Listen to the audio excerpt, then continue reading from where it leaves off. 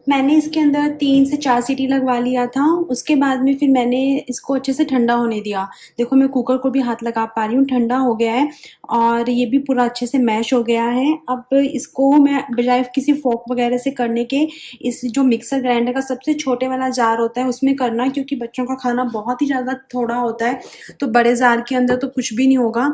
अब मैं इसके अंदर डाल लूँगी,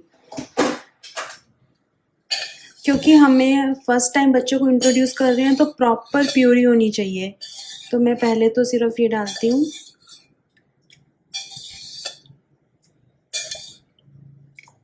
ठीक है, 2 स्पून मैंने इसके अंदर पानी भी डाल दिया, अगर जरूरत पड़ेगा तो मैं और डाल लूँगी। देखो प्रॉपर प्योरी हो गई है। मुझे थोड़ा सा और, मैं सोच रही हूँ कि एकदम और थोड़ा सा इसको प्योरी कर लूँ, तो मैं इसमें थोड़ा सा पानी और डाल देती हूँ। ये वाला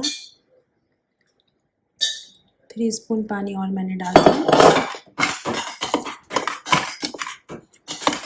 अभी भी प्रॉपर प्यूरी नहीं है ये, तो मेरे को थोड़ा सा और ज़्यादा ऐसे लिक्विड ही चाहिए था।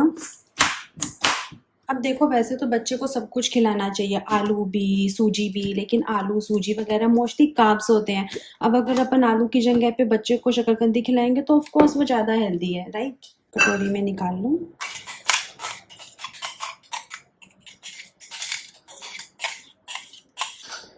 देखो कितनी सारी बन गई उतने से में, इतनी बहुत है बच्चे को, अगर इसने इतनी खा ली तो बहुत है।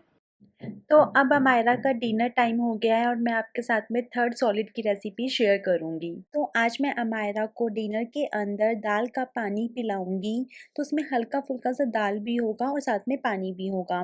तो वो मैं जो हम लोगों की दाल बनाऊंगी उसी में से निकालूंगी, आप पूरा वीडियो देखना। तो सबसे पहले तो ऐसे एक पतीली ले लिया मैंने, ओपन ही दाल बनाऊंगी मैं, मूंग की दाल येलो वाली। पतीली जो है वो ब्रास की है, तो मेक श्योर कि आप एल्युमिनियम का कोई भी बर्तन नहीं लें जब आप बच्चे के लिए खाना बना रहे हैं। It's very very unhealthy. तो सबसे पहले इस पतीली को मैंने अच्छे से वॉश कर लिया और अब मैंने यहाँ पे जो मूंग दाल है उसको भिगो के रखा हुआ था, ये रही मूंग दाल।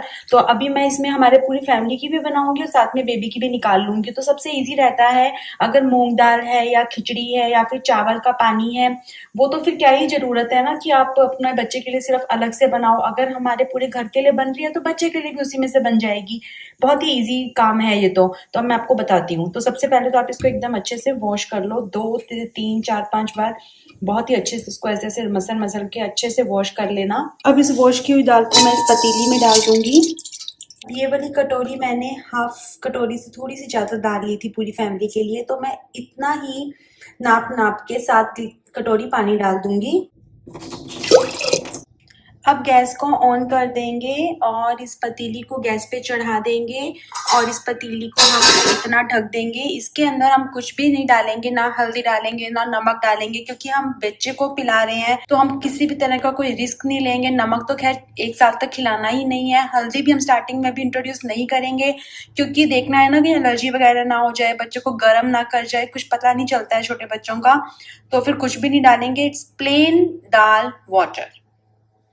अब इसको उबलने दो, इसको टाइम लगेगा इसको अभी, क्योंकि पूरी फैमिली की बन रही है। छोटे बच्चे की भी बनती है ना तो भी टाइम लगता है, इतना जल्दी तो नहीं बनती है। पूरी फैमिली की बन रही है तो इसमें टाइम लगेगा आराम से। आधी घंटा तक आप इसे ऐसे स्लो कुक होने दो।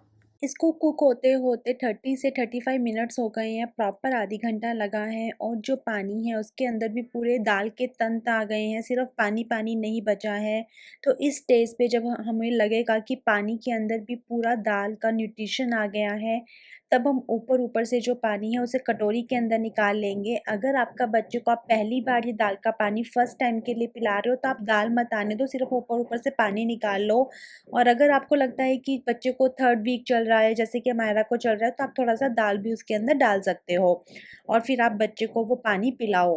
हेल्दी और न्यूट्रिशियस डिनर रेसिपी है, बच्चे का पूरा आधार हो जाता है, उसे प्रोटीन मिल जाता है, तो ये काफ़ी सही रेसिपी है।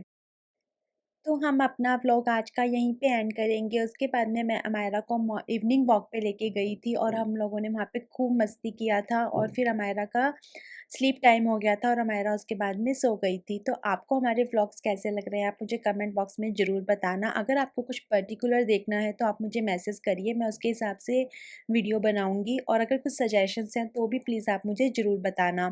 Thank you for watching my videos. Bye, take care.